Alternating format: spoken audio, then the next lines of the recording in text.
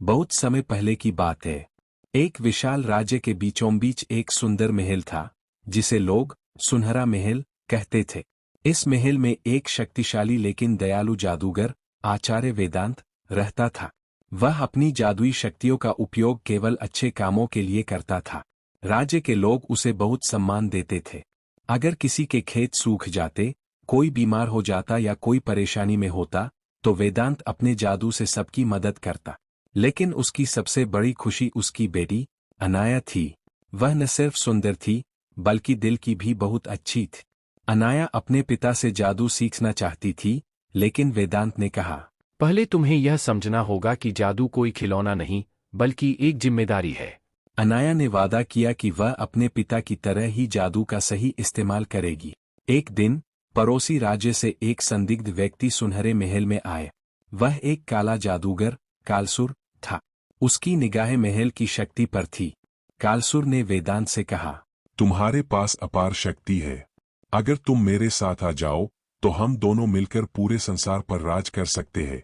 वेदांत मुस्कराया और शांत स्वर में बोला, शक्ति का असली उद्देश्य सेवा है, शासन नहीं।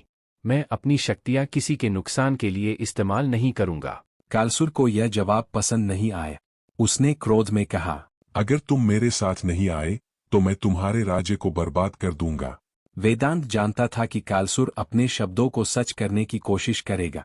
उसने अपनी बेटी को बुलाया और कहा, बेटी, समय आ गया है कि तुम जादू सीखो, लेकिन याद रखना, इसे हमेशा अच्छाई के लिए इस्तेमाल करना। अनाया ने दिन रात मेहनत की।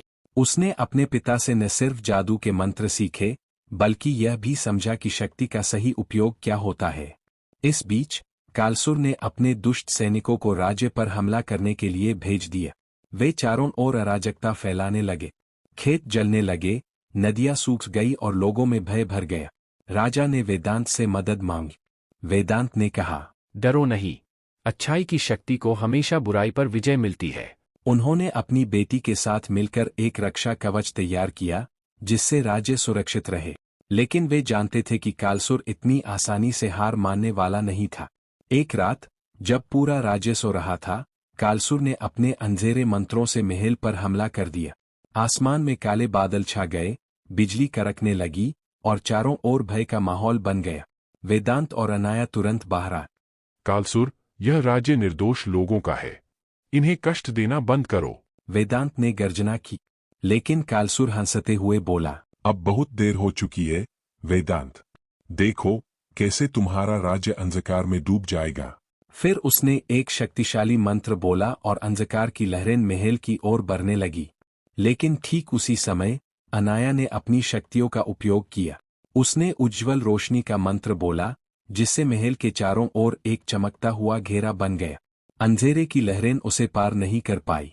कालसुर क्रोधित हो उठा।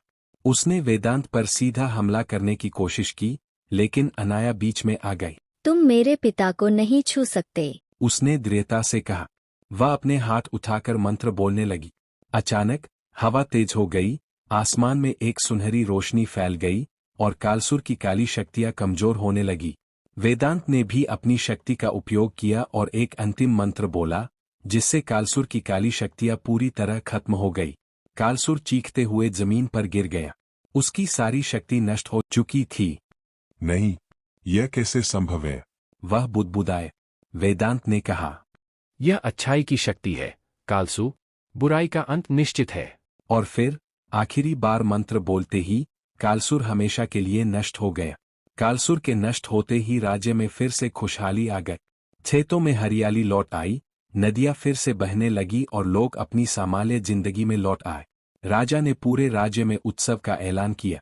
उन्होंने वेदांत और अनाया को राज्य के रक्षक घोषित किया। अनाया अब एक सशक्त जादूगरनी बन चुकी थी। उसने अपने पिता से सीखा था कि जादू का सही उपयोग क्या होता है। एक दिन वेदांत ने अपनी बेटी से कहा, अब तुम्हारे ऊपर यह जिम्मेदारी है कि तुम इस ज्ञान को औरों तक पहुंचाओ। अनाया ने वादा किया कि वह जादू की शक्ति का उपयोग सिर्फ अच्छे कार्यों के लिए करेगी। सुनहरा महल अब सिर्फ एक जादूगर का घर नहीं था, बल्कि यह सीखने और अच्छाई फैलाने का केंद्र बन चुका था।